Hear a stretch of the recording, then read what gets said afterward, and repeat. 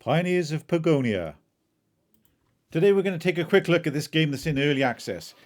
It's actually done by some of the devs who did the original Settlers games, so if you enjoyed those you'll probably enjoy this as well. So yeah, let's take a quick look. Just a quick note, as this early access, the devs are actively updating this game.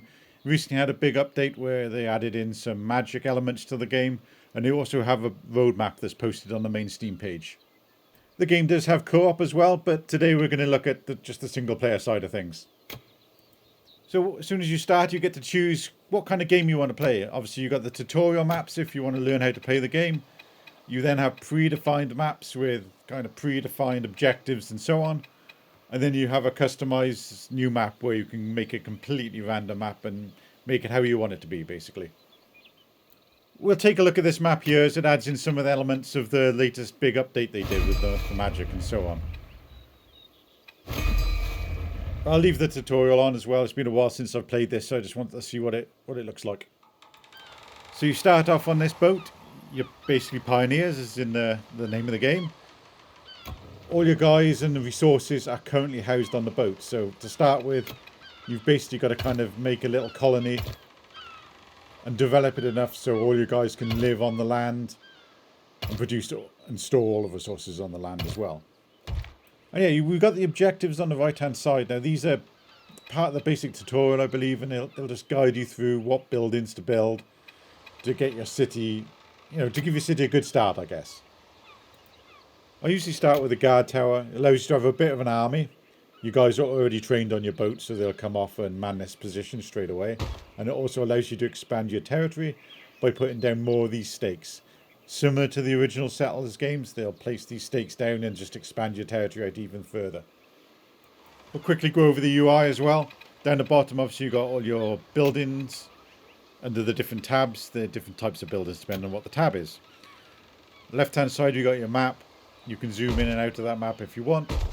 And at the top, you've basically got your population on the left hand side.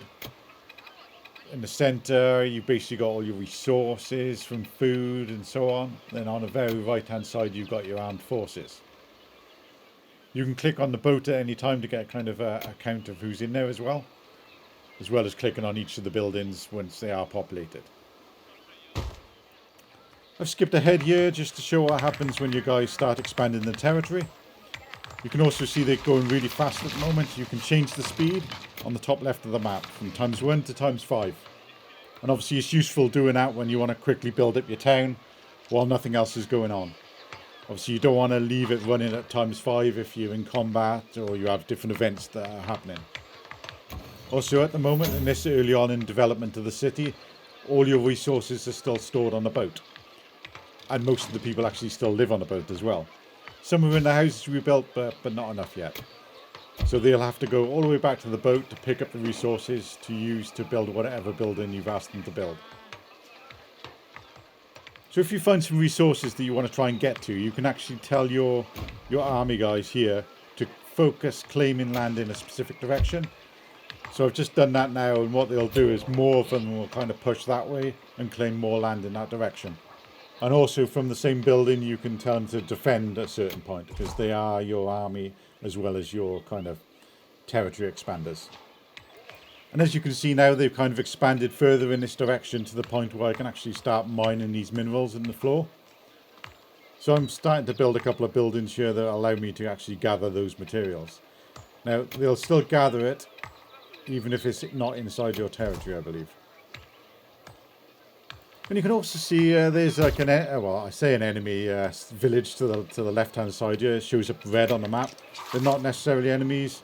I think there is diplomacy in the game. You can trade with them, or you could attack them if you wanted to. I don't think they're outright hostile to start with, but we don't really get to see that in this first quick look anyway. On the left hand side of the map, you get events that are going on in the game, so you can click on them and it'll take you to that point. There's some werewolves here. These are part of the latest update that I was talking about. And I think they've been killing a couple of my guys. Or at least they will start to. And it does look like there's a couple of werewolf camps to my right. So it's going to make it hard for me to expand that way unless I make my army a lot bigger. And we'll see what happens when we fight the werewolves a bit later. I've also built my first warehouse here. You can click on it to see what's in storage. They'll start moving stuff from the ship to the warehouse now. You will need multiple warehouses in the game, and you can also specify what resources are stored in those warehouses if you wanted one for a specific thing only. I noticed an alert of my guys getting attacked, and I think this is going to be an issue because they seem to kind of take control of them and then take them back and turn them into a werewolf. So yeah, I'm going to have to be very careful where my guys are going, otherwise they're all going to get converted into werewolves, and I guess it's going to make a big problem for me later on. You have production lines in this game like other similar games, I suppose. You start off with the resources, and then you have basic production buildings like the stonemason here, up to other buildings that use those resources to do other things. So building tools and weapons and so on. But there's a stepping stone up to that point, so you need to produce all of your resources to be able to produce the top end items. And yeah, at this point I had enough of these werewolves taking over my guys, so I thought, well, what I'm going to try and do is kill them all with my army. So I set them to attack, and they'll all rush there to try and attack, and they'll all enter into combat slowly. So I've already killed a werewolf there, so they're not invincible. So that, you know, I can definitely kill them. But you can see there's a lot more than there was at the start because they've been taking my guys slowly and expanding out. So yeah. So now my guys are here, so hopefully this will start a bit of a fight going on as soon as they can get into range.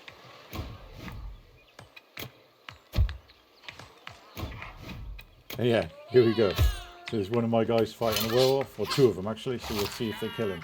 I've lost one guy already. Two guys I lost. Yeah, I managed to kill him in the end. But yeah, I think I'm losing way too much here. I don't think I'll actually be able to kill them like I wanted to.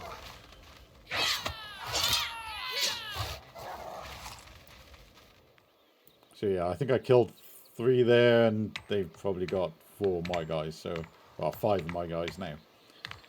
So yeah, that didn't go well. I think I'm going to have to build myself up a bigger army if I do want to take those werewolves on.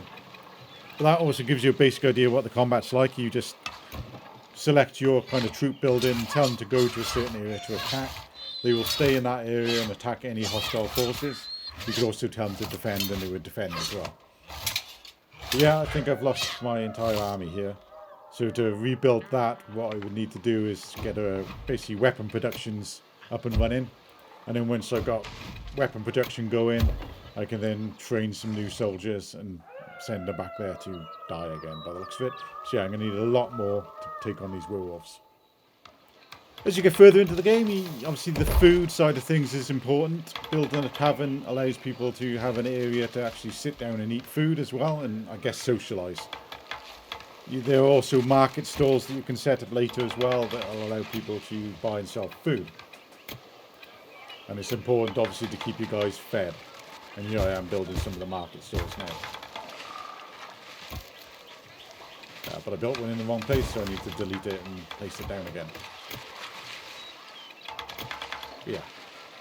So again, food, like other things, are done through a production line. You start off with the farms then pass that kind of food on to the tavern or other places to make the different types of food. And then that gets spread out to the markets for your civilians to actually buy. But yeah, guys, that is a quick look at Pioneers of Pagonia. Like I mentioned, it's a game in early access by the guys, well, some of the devs involved in this now are the ones who did the original Settlers games. So there's a lot of similarities between that. And that's a pretty good thing, in my opinion, because I used to love the old Settlers games. If you're not a fan of early access, then fair enough, that's okay. But I would definitely say add it to your wish list to keep an eye on it. Especially if you do like these type of city builder games. And if you don't mind early access, it's not a silly expensive game, so it doesn't cost you much to get into it. The devs are really active.